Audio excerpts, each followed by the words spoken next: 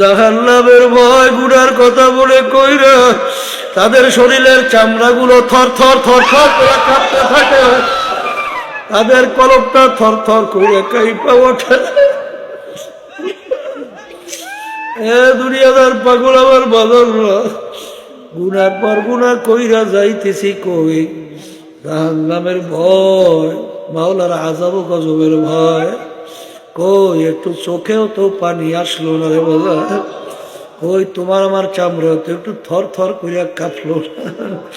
তুমি এখন পর্যন্ত কামেল মোমেন হইতে পারো না।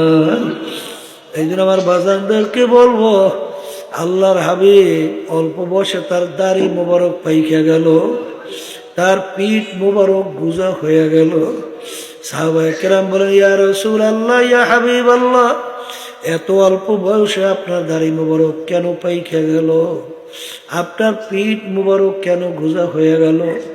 আল্লাহর হাবিব বলেন, ও আমার সাহাবায়ে কেরাম, আল্লাহ রাব্বুল আলামিন কোরআনুল কারীমের মধ্যে নাফরমানদের ব্যাপারে যে আযাব ও গজবের ঘোষণা করছে, ওই আযাব আমার উম্মত কেমনে সহ্য করবে? এই আমার উম্মতের চিন্তায় চিন্তায় আমি রসুলের দাড়ি পাইকা গেল, আমি রসুলের পিঠ মোবারক গুজা হয়ে গেল। এ কবরের যাত্রীরা, আল্লাহর হাবিব কিন্তু তার নিজের চিন্তায় তার দাড়ি মোবারক পাকেও নাই, তার পিঠ মোবারক গুজাও হয় না। তোমার আমার চিন্তায় আল্লাহর হাবিবের দাড়ি মোবারক পাইকা গেল, আল্লাহর হাবিবের পিঠ মোবারক গুজা হয়ে গেল। আরে যেই মামলার তদবির নাই, সেই মামলারও কিন্তু খালাস নাই। বাজার সাহাবায়ে কেরামদের ইতিহাস, আল্লাহু আকবার, আল্লাহর ওলিদের ইতিহাস, আর আমাদের অবস্থান কোথায়? ওয়ালা নাবলুওয়ান্নাকুম, আমার মালিক বলছেন, অবশ্যই অবশ্যই আমি তোমাদেরকে পরীক্ষা করবই করব। লামে তাকিদ নুনে তাকিদ, অবশ্যই অবশ্যই আমি তোমাদেরকে পরীক্ষা করবই করব। পরীক্ষা পাস না কইরা কেউ কিন্তু বেহেশতে ঢুকতে পারবে না। কেমন পরীক্ষা করবেন? নবীরা পর্যন্ত এক পর্যায়ে মাওলার দরবারে হাত উঠাইয়া বলে, মাতা নাসরুল্লাহ, মালিক আপনার সাহায্য কোথায়? এই অবস্থায় না পড়িয়াই তোমরা বেহেশতের ভিতরে ঢুইকা গেলা, কত সহজ না রে বাজান।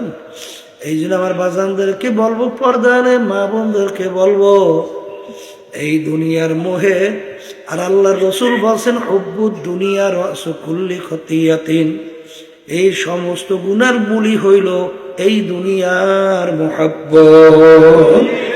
জোরে বলেন কথা ঠিক কিনা? মুসলমানদের চরিত্র কেমন হবে? আল্লাহ রাব্বুল আলামিন মুসলমানদের চরিত্র সম্পর্কে কোরআনুল কারীমের ভিতরে ঘোষণা করছেন, ওয়ায়ুসিরুনা আলা আনফুসিহিম ওয়ালাউ কানা বিহিম খাসাসা। মুসলমানদের চরিত্র হবে নিজের স্বার্থের চেয়ে তার অপর ভাইয়ের স্বার্থের অগ্রাধিকার দেবে। এর নাম হইল মুসলমানদের চরিত্র। আর বর্তমানে দেখা যায় বাজার, এক ইসলামী দল আর এক ইসলামী দলকে দেখতে পারে না, এক আলেম এক পীর আর এক পীরকে দেখতে পারে না, এক মুফতি আর এক মুফতিকে দেখতে পারে না। আমি কি তার সে বড় আলেম ছোট আলেম নাকি? আমি কি তার সে বড় ছোট মুফতি নাকি? আমি কি তার সে ছোট পীর নাকি? কথা কয় না? এই চরিত্র হইল ইবলিস শয়তানের। এই চরিত্র আর নিজেকে নিজে ছোট মনে করা এই চরিত্র হইল নবী আদম আলাইহিস সালাতু ওয়াস সালামের। কথা কন না?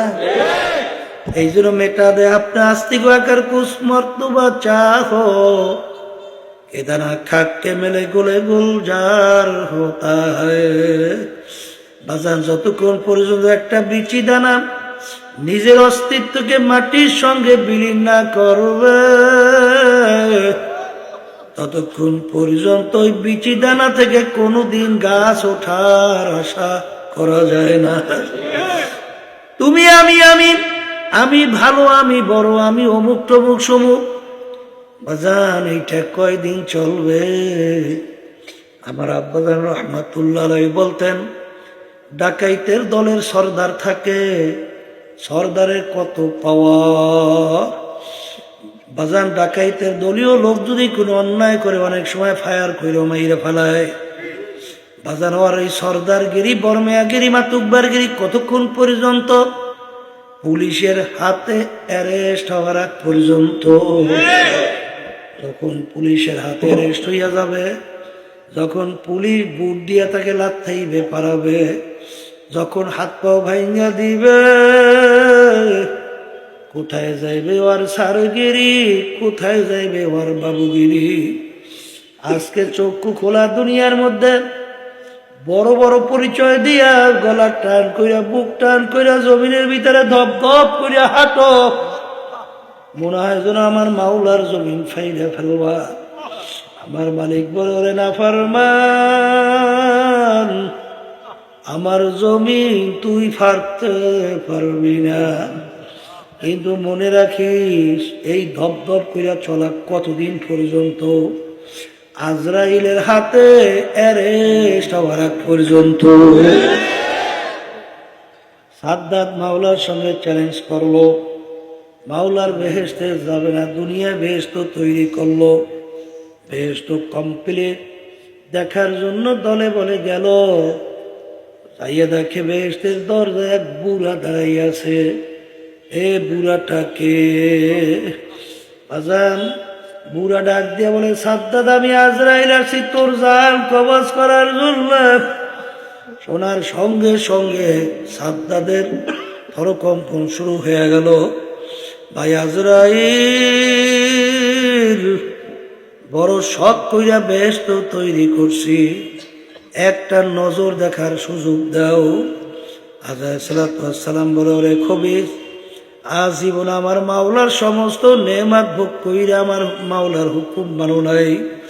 আমার মাওলার দেওয়া নেয়ামত চক্ষু দিয়া দেখছো, আমার মাওলার দেওয়া নেয়ামত জবান দিয়া কথা বলছো, আমার মাওলার দেওয়া নেয়ামত হাত দিয়া কাজ করছো, আমার মাওলার দেওয়া ব্রেন দিয়া পড়াশোনা করছো, ব্রেন দিয়া ব্যবসা বাণিজ্য করিয়া সাহেব হইছো, সম্পদ কামাই করছো, সুন্দর বিল্ডিং তৈরি করলি, সব নেয়ামত ভোগ করলি আমার মাওলার সঙ্গে চ্যালেঞ্জ কইরা বেহেশত তৈরি করছ। আমার মাওলার হুকুম হয়ে গেছে তুমি ধরিয়া নেওয়ার জন্য। আরে এক সেকেন্ড আগেও হবে না, পরেও হবে না। যখন রুহটাকে শরীরে যখন টান দিয়া নিয়ে গেল, ধরটা জমিনের ভিতরে পইরা রইল। কই বাজান, সাদ্দাদের আর হুহা করার আর শক্তি নাই। এই জন্য আমার বাজানদেরকে বলবো, পর্দা আলে মা বোনদেরকে বলবো, কোন বর্মিয়াগিরি, কোন টাকার গরম, কোন ক্ষমতার গরম, কোন দলের গরম, কোন নেতা নেত্রীর গরম, ভালো করে মন কি বুঝারে মন রে। যেদিন তোমার আমার ভিতর থেকে রুটা বের হইয়া যাবে, সাদা 3টা কাপড় দিয়া তোমাকে প্যাঁচ দিয়া ফেলাইয়া রাখবে। এখন তাকাইয়া দেখো, রুহ তর সে উড়গাই, মুর্দা কি হালত ক্যা হই। এখন তাকাইয়া দেখো বাজান, দুনিয়ার অবস্থানটা কি চলতেছে। তোমার সন্তান আইসা চিল্লাইয়া তোমার গায়ের ভিতরে গড়াগড়ি করে, ডাক দিয়ে বলে, আব্বা আব্বা আব্বা, তুমি ওঠো, তুমি জবাব দাও। বাপ তো আর বাচ্চার ডাকে জবাব দেবে না। স্ত্রী কাঁদবে আর বলে, স্বামী ওঠো ওঠো। স্বামী তো আর জবাব দেবে না। আল্লাহ, এখন তাকাইয়া দেখো, সাদা 3টা কাপড় দিয়ে তোমাকে প্যাঁচ দিয়া ফালাইয়া রাখলো, মাথার ভিতরে, মাজার ভিতরে, পায়ের ভিতরে বাঁধ দিল। এখন মাল কি বলে, মা যেই সম্পদের জন্য, যেই সম্মানের জন্য, আরে যেই পদের জন্য আমার মাওলাকে ভুলছিলাম, আখিরাতকে ভুইলা দুনিয়ার পেছনে পড়ছিলাম, কই এখন তো কেউ আমার আপন নাই। আরে মাথার বান্দে বুঝা গেল রে মন, আর কোন দিন মাথা নাড়ার শক্তি নাই। মাঝার বান্দে বুঝা গেল রে মন, আর কোন দিন উঠে বসার শক্তি নাই। পায়ের বান্দে বুঝা গেল রে মন, আর কোন দিন হেঁটে চলার শক্তি নাই। একদিন আমার বাজানদেরকে বলবো, পর্দালে মা বোনদেরকে বলবো, আমার আব্বাজান রহমাতুল্লাহ আলাইহি বলতেন, বাজান যেই মামলার তদবির নাই, ওই মামলারও কিন্তু খালাস না। যেই মামলার তদবির নাই, ওই মামলারও কিন্তু খালাস না। বাজান দুনিয়ার মামলায় তদবির না করলে খালাস পাওয়ার আশা করা যায় না। আখিরাতে তোমার আমার সামনে 5টা মামলা দাঁড় হইয়া আছে। মৌতের এক মামলা, কবর এক মামলা, মিজান পৌঁছানোর এক মামলা, কিয়ামতের ময়দান এক মামলা। এই মামলার তদবির যদি দুনিয়া থাকা অবস্থায় না কইরা কবরে যাইয়া শুইয়া বসো, বাজান রে, ওই মামলায় কিন্তু আর ভালো ফলাফল পাওয়া আশা করা যায় না। এই জন্য বাজান আল্লাহ ইতিহাস পড়লে দেখবেন, সাহাবায়ে কেরামদের ইতিহাস পড়লে দেখবেন, বাজান তারা কানতে কানতে মাওলার কবরে চইলা গেল। ওমর ফারুক রাদিয়াল্লাহু তাআলা অর্ধেক দুনিয়ার রাজত্ব করলেন। ওমর ফারুক রাদিয়াল্লাহু তাআলা আনহু বাজান কানতে কানতে গাল মুবারকের ভিতরে 2টা কালো দাগ পইরা গেছিল। লোকেরা বলে, হুজুর ঔষধ লাগান ভালো হইয়া যাবে। তিনি বলে, ও আমার সাথীরা, কিয়ামতের ময়দান আমার মাওলা যখন জিজ্ঞাসা করবে, ওমর আমার দরবারে কি আমল নিয়ে আসছো, আমি চিন্তা করে দেখলাম এমন কোনো আমল আমি করতে পারি নাই যেই আমল আমি মাওলার দরবারে দাঁড় করব। শুধু বলবো, রব্বুল আলামিন তোমার ভয়, তোমার জাহান্নামের ভয়। কাঁদতে কাঁদতে গালের ভিতরে 2টা কালো দাগ করে নিয়ে আসছি, আর কোনো আমল আনতে পারি নাই। বাজার এই মোমেন মোমেনাতের ব্যাপারে আল্লাহ বলছেন, তাকশাইরু মিনহু জুলুদুল্লাযীনা ইয়াখশাউনা রাব্বাহুম সুম্মা তালিনু জুলুদুহুম ওয়া কুলুবুহুম ইলা যিকরিল্লাহ। আমার কিছু বান্দা বান্দির এরকম দুনিয়ার মধ্যে আছে, আরে যখন তাদের সামনে জাহান্নাম, আমার আযাব ও গজবের আলোচনা করা হয়, জাহান্নামের ভয় গুনার কথা বলে কইরা তাদের শরীরের চামড়াগুলো থর থর থর থর করে কাঁপতে থাকে, তাদের কলবটা থর থর করে কাঁপা ওঠে।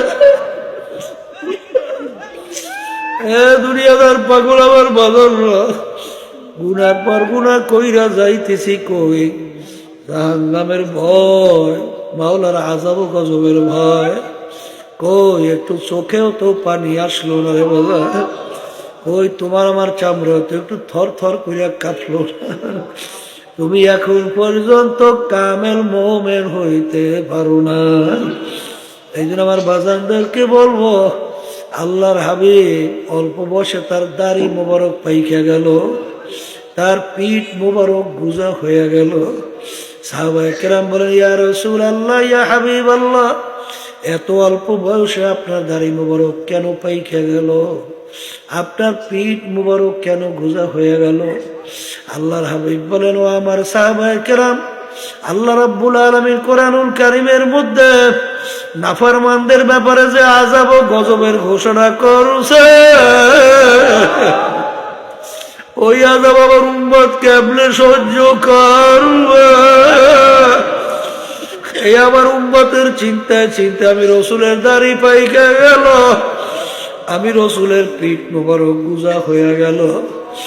হে কবরের যাত্রীরা, আল্লাহর হাবিব কিন্তু তার নিজের চিন্তায় তার দাড়ি মুবারক পাকেও নাই, তার পিঠ মুবারক গুজাও হয় না।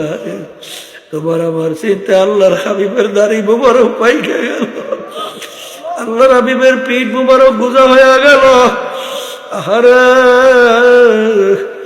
যেই মামলার তদবির নাই,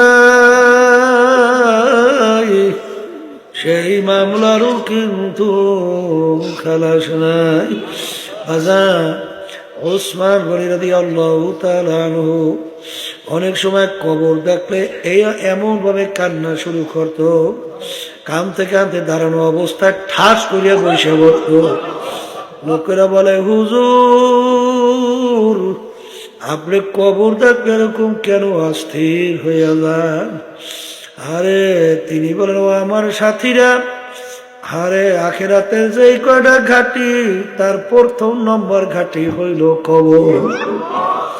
এই কবরে যার সঙ্গে ভালো ব্যবহার হবে, তার সঙ্গে সামনের ঘাটি তো ভালো ব্যবহারের আশা করা যায়।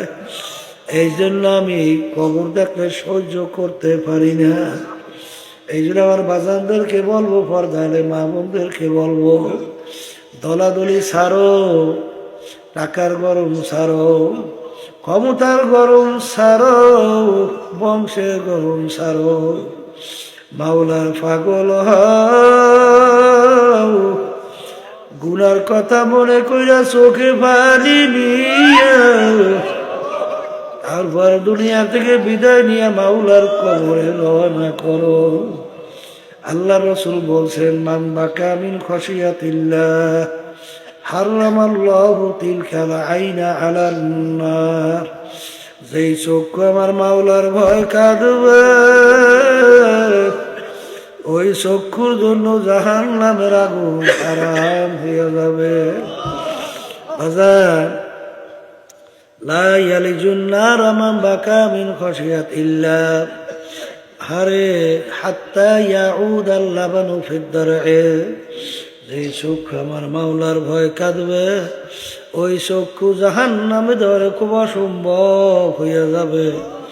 যেরকম গাভীর বান্ধের থেকে দুধ দোহাইয়া ওই বান্ধের ভিতরে ঢুকানো যেরকম অসম্ভব, ওই আল্লাহর বান্দা বান্দি কিরকম জাহান্নামে দেওয়া এরকম অসম্ভব হইয়া যাবে। এই জন্য বাজানদেরকে বলবো, পর্দালে মা বোনদেরকে বলবো, আমি আপনাদের জন্য দোয়া করি, আমিও দোয়া চাই। মালিক যেন তার খাস গোলাম পর্দালে মা বোনদেরকে আল্লাহর খাস বান্দি বানাইয়া তারপর যেন কবরে ঢাক দেয়। আল্লাহুম্মা আমিন। এ ঘরের মেয়ে লোকেরা হাত উঠা, গুনার কথা মনে করো, দুই চোখের পানি ফালাও, মাওলার দরবারে কান্দাও, আর মাওলার দরবারে মাপ চাও।